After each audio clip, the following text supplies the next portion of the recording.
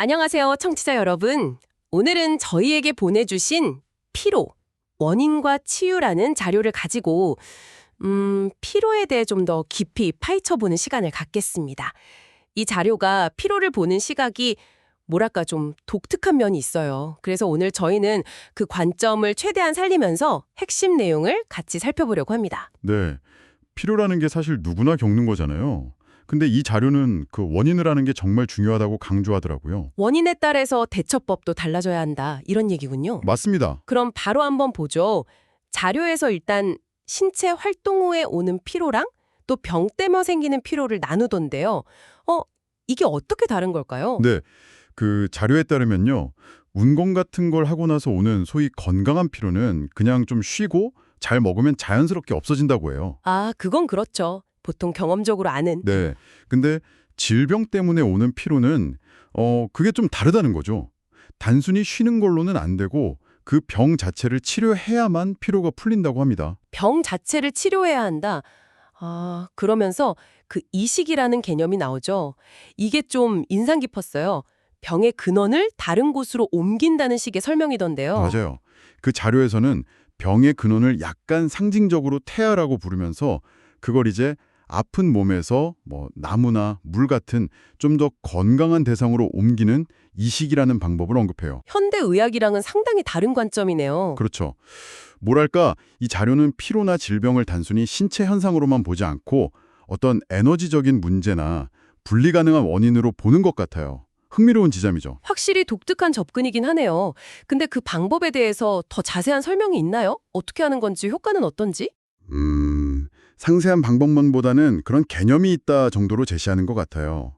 중요한 건 어쨌든 질병으로 인한 치료는 근본 원인을 해결해야 한다는 점을 강조하는 맥락에서 나왔다는 거죠. 알겠습니다. 질병 외에 또 흔한 피로 원인으로 그 여행 피로 얘기도 나오죠. 아, 네. 특히 더운 날씨에 무거운 짐 들고 다닐 때, 그럴 때 느끼는 피로요. 이건 약간 앞서 말한 신체 활동 후 피로랑 비슷한 느낌인데요. 네, 맞아요. 그래서 해결책도 비슷하게 나오죠. 그냥 푹 쉬고 시원한 물 마시고 뭐 필요하면 좀 먹고 그런 식으로요. 근데 이 자료가 정말 좀 강하게 경고하는 피로가 있었어요. 바로 수면 부족. 아, 맞습니다. 밤늦게 깨어 있거나 잠 줄이는 거요. 이게 그냥 피곤한 수준이 아니라고 하더라고요. 어떻게 설명하죠? 이 자료는 만성적인 수면 부족이 단순히 육체적인 생명력만 갉아먹는 게 아니라 그 자료 표현을 빌리자면 아스트랄적, 영적 차원의 에너지까지 고갈시킨다고 해요. 아스트랄, 영적 차원? 그게 정확히 뭘 의미하는 걸까요? 아마도 뭐 감정적인 활력이나 정신적인 균형, 그런 비물질적인 에너지 수준을 말하는 것 같아요.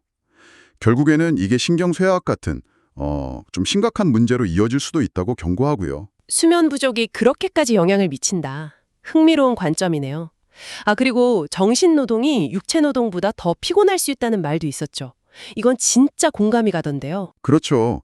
많은 분들이 느끼실 거예요. 그러면서 이제 자연스럽게 졸음 그리고 커피 이야기로 넘어가는데 커피에 대한 시각이 좀 재밌었어요. 네, 커피가 잠 깨는데 잠깐 도움이 되는 건 인정해요. 근데 카페인을 어느 정도는 심장이나 신경에 부담을 주는 독처럼 보더라고요. 독이요. 네, 그러니까 이게 근본적인 힘을 주는 게 아니라 에너지를 잠시 빌려 쓰는 개념이라는 거죠. 그래서 나중에는 더 피곤해지고 잠도 잘 못 자게 될 수 있으니까 정말 필요할 때 비상시에만 써야 한다. 이렇게 강조해요. 그럼 이 자료에서는 낮에 피곤할 때 어떻게 하라고 권하나요? 피곤하면 운동도 하지 말라고 했던 것 같은데. 맞아요. 핵심은 그냥 제대로 쉬라는 겁니다. 아주 구체적인 방법까지 제시하는데요. 어떤 방법이죠?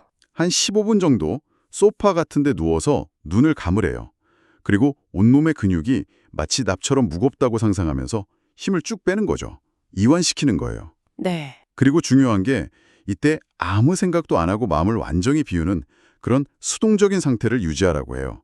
조용하고 공기 잘 통하는 데서 이렇게 잠깐만 쉬어도 신경이나 심장 기능이 많이 회복돼서 다시 활동할 쉼을 얻는다고 설명합니다. 와, 15분 휴식. 굉장히 구체적이네요. 단순히 멍 때리는 거랑은 또 다른 느낌인데요. 그렇죠.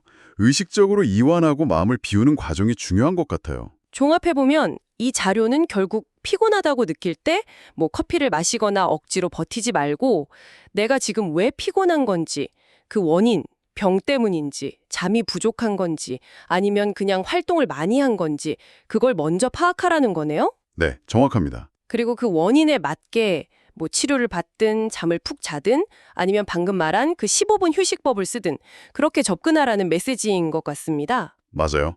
특히 그 이식이라든지 아스트랄 영적 차원 같은 조금 독특한 개념들은 이 자료가 피로와 회복을 좀 비전통적인 어떤 에너지적 관점에서도 보고 있다는 걸 보여주죠.